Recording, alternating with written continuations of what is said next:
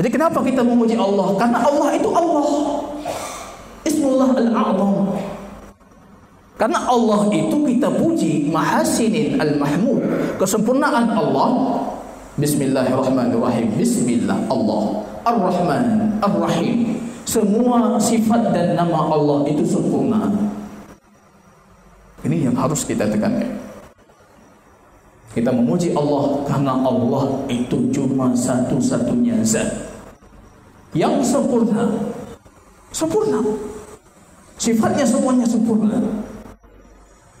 Namanya semuanya Asmaul Husna, nama-nama yang sempurna, yang tidak sedikit pun yang dari nuksan, tidak ada nilai kekurangan di situ sedikit pun. Jadi kalau Allah tidak ada kekurangannya, tidak ngantuk, tidak tidur, tidak beranak, tidak nikah, tidak makan, tidak minum. Allahus Samad. Bukan seperti kita yang masih membutuhkan kepada makhluk.